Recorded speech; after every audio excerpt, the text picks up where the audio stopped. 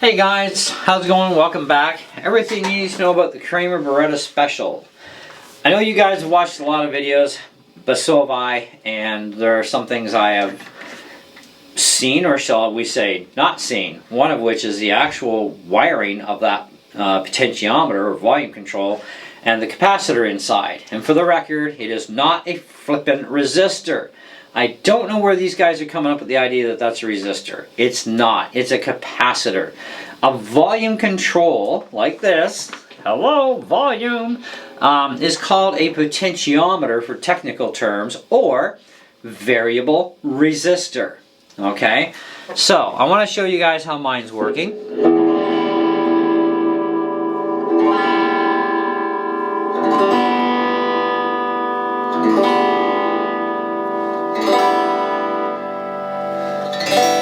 And that's it. So, how much is left? Nothing, hardly. Which is about where it should be. Okay?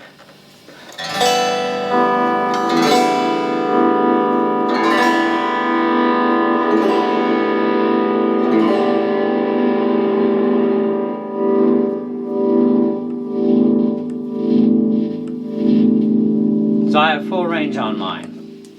Okay? Anyhow, as far as the Tremolo system goes in this thing, it has very weak springs, and there are 3 of them, and the claw is right up against the body.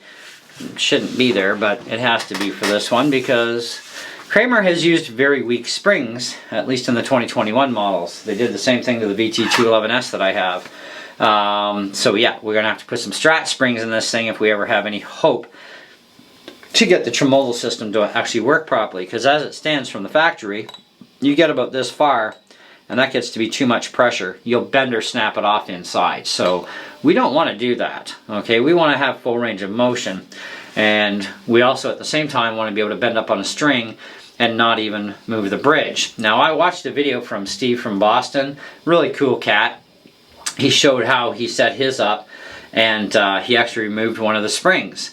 And it's like, okay, fine, so I tried that. I tried everything he did, and to no avail, not going to happen, okay?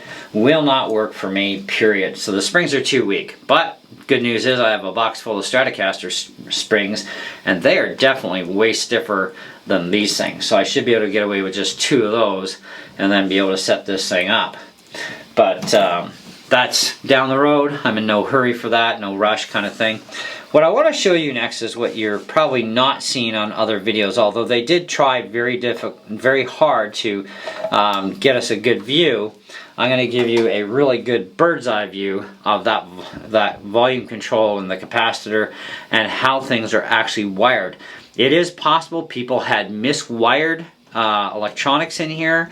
It is definitely possible that Kramer installed capacitors incorrectly, you know, as well. That could be an issue. So let's flip this thing over, and we'll take it apart and see what's the what inside. Now I'm going to take this apart off camera, open this cavity up, and we'll come back to this because I got to reset the whole camera up, and it's a real pain in the neck. This is my 5th time trying this video today, so bear with me. Okay guys, so I hope this works for you guys. Anyways, so this is the capacitor here. Now it is attached to the middle leg and the far right leg going toward the neck. Okay? Your black wire here is from the bridge. Okay? That's got to connect to ground. The ground wire from your jack is sitting right here. Its live is on the middle leg. Your pickup, your ground is on the pot, and your live is on the far right leg going toward the headstock. That's how it should be wired up. And this is our capacitor here. So hopefully that helps you get a much better bird's eye view of how this thing is actually put together. Now as far as your jack goes, I'm going to just slide this back a bit, and hopefully you can see that as well. Your positive wire should be on this leg here, and then your ground comes to the longer leg. Okay, So this is what's called a switch jack as well. It works in two different ways depending on how it's wired. So in this case it's wired just for regular jack use. Plug in, that's it. That's all it's doing. It's not activating anything else. It's just giving your feed through so that everything here can output through here in the end and out to your amp.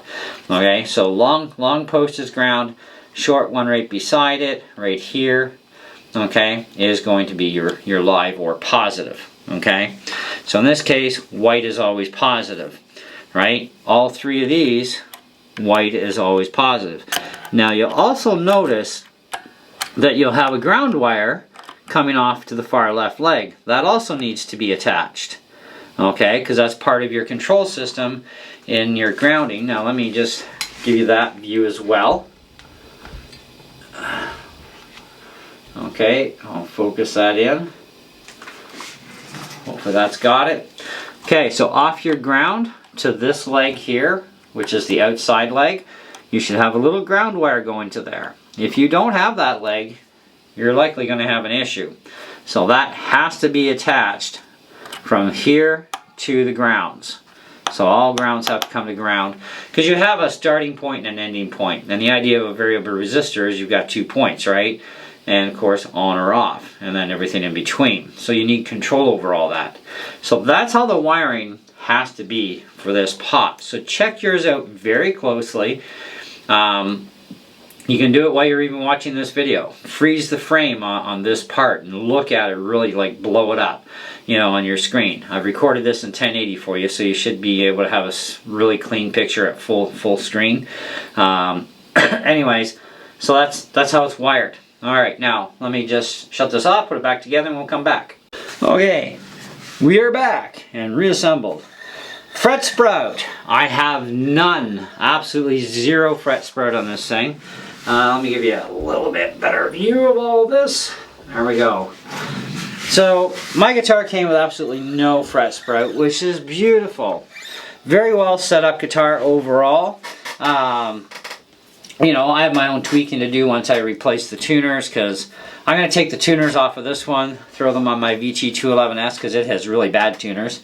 And then I'm going to put probably some Wilkinson tuners on this, or a set of Guy-Tex or something. I'm still searching Amazon for what floats my boat for this guitar, because I also don't want to spend a boatcan load of money on a $250 guitar either, right? Anyways, now if you do get a guitar with some fret sprout on it, you know, it's going to have to acclimate to your house. It's going to take a couple of weeks easy before that wood is going to, you know, settle to where it's going to be. Now, the very important thing you got to keep in mind too is when it comes to guitars, you need to keep the humidity between 40 to 60% at all times. Dropping below 40%, wood starts to shrink again, okay? And that's where you're going to get fret sprout. Wood moves, metal does not, okay? So it's very important that you actually have that humidity level for your guitars. But 40 to 60%, and that's where I try to keep it all the time in here. Actually, not just in the studio, but throughout the entire apartment. I try and keep that humidity consistent. So if I want to go out in the living room and I want to play guitar, I know that the humidity level is going to be within 2 to 3% in any given room, because you're never going to get it 100% equal in every room. Okay, but you got to get as close as you can. This way you can go anywhere you want in the house and play your guitar and never have to worry about anything ever. Okay, anyhow, so I like the pickup. I like the sound of it. I like the whole guitar. Period. I've never been a real fan of Strat style bridges, whether it's been a 2-point or a multi-screw point like this. They can work, they do work. They are a bit of a pain in the butt to set up, definitely, if you want to make use of them properly, the way they're supposed to be. Now, in my honest opinion, guys, when it comes to buying guitars, and we're spending a lot of money on a lot of our gear, especially guitars, whether it's a cheaper guitar like this or maybe a multi-$1,000 guitar like my Gibson, I expect that it has at least a really decent setup. And if it does have a whammy bar on it, I expect that thing should be, you know, set up extremely well right out of the box, so that I have to do very little to tweak it, you know, because we're always going to have to tweak something. It's kind of like when you buy a brand new guitar the first thing you do is grab a 10mm wrench, because that's what these all are on guitars, are metric. And you're going to tighten up these nuts and washers on your headstock for your tuners, if you have tuners that have those. Okay, a guitar like the VT211S does not have that. It has ferrules bushings, does not have a washer and nut combination for locking the tuners up into the headstock along with the bottom screw. Look at Fender Strats. The only thing holding it together is the washer and nut. Because the majority of the Strats, even in the cheaper ones, have the 2-point tuners that go into countersunk holes, right? Locks them in place along with that, so they don't have to use screws. So, but guitars with string ferrules, you have 2 screws to hold on each tuner, or it could be more depending on the tuner. But on these are die-cast tuners, and they have a screw on the bottom that needs to be snug, but not over tight. But those nuts and washers definitely need to be snugged up, even right fresh out of the box, because they're going to be somewhat loose. So you will have some tuning stability issue until you snug those up. Don't reef them either, just snug them. That's all you need to do. You don't need to squish the living daylights out of the wood on the neck, okay? They just have to be snug. And, you know, from time to time, just check them and make sure they stay snugged up, because wood's going to move with humidity. That's the thing. Different times of the year, you might have to loosen them a little bit, because maybe they're getting a little swollen, right?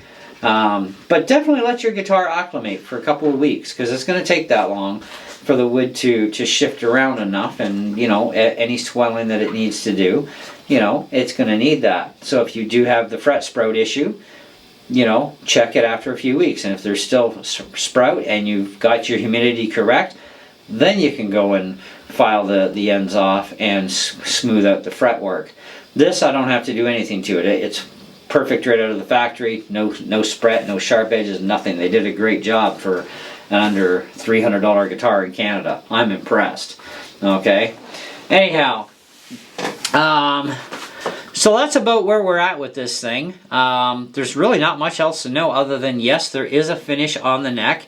It's a very light satin finish, but it is on the neck and on the fretboard. So yes, there is a finish. No guitar company that I know of, unless it's some Amazon Chinese seller, would ever ship a guitar out with a maple neck and maple fretboard without some sort of finish on it. But yes, be rest assured there is a satin, very light finish on the fretboard and the neck on this. So if you want to make it even better, that's up to you to do. Okay, but otherwise, yeah, it's fine the way it is. And maple fretboards, do not ever get fretboard oil or any kind of oils on this other than your own DNA finger stuff, okay? Otherwise, you're going to wreck your fretboard. Maple does not get along well with oils too much. Anyways, what else can I tell you? Great guitar, great finish on it. No flaws in the finish anywhere. I love the candy blue metallic. It's really sweet. I think it was a great investment, to be honest, you know. And even though this doesn't work properly out of the box, I don't really use a whammy bar anyways. I just kind of leave them on there for looks more than anything. Now, I'll play around with the whammy on a Floyd, because that's fun. But, you know, to me there's no fun in just dive bombing and then that's it, you know what I mean? I like to yank back too, so a Floyd would be good. And there are ways to get a Floyd on here too, which is nice. There's lots of mod videos on this guitar. So, if you have any questions otherwise, feel free to ask. I'll do the best I can to answer them. You know, and we'll just continue going on from there. So thanks for watching. Hope you enjoyed it, and see ya.